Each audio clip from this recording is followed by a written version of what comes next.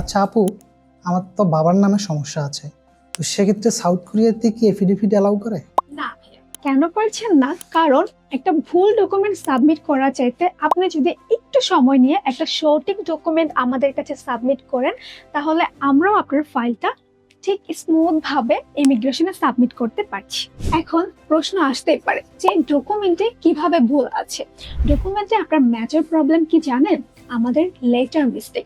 দেখা যায় যে হচ্ছে কি এর জায়গায় ই আছে বা ওর জায়গায় ওয়াই আছে। ইভেন আমাদের সার্টিফিকেট অ্যান্ড ট্রান্সক্রিপ্টে আমার হচ্ছে কি বাবার নামে এমডির জায়গায় মোহাম্মদ আছে। ইভেন আমার মায়ের নামে লাস্টে বেগম।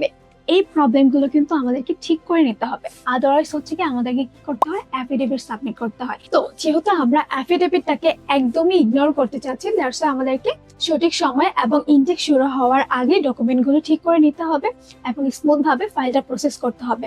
আর আপনার ফাইল নিয়ে বা ডকুমেন্ট নিয়ে যদি কোনো কোশ্চেন থাকে, অবশ্যই আমাদের পেজে নক করতে পারেন বা পাইওনিয়ার এডুকেশনের অফিস ভিজিট করতে পারেন, অথবা আমাদের কাউন্সিলরদের সাথে যোগাযোগ রাখতে পারেন। Thank you.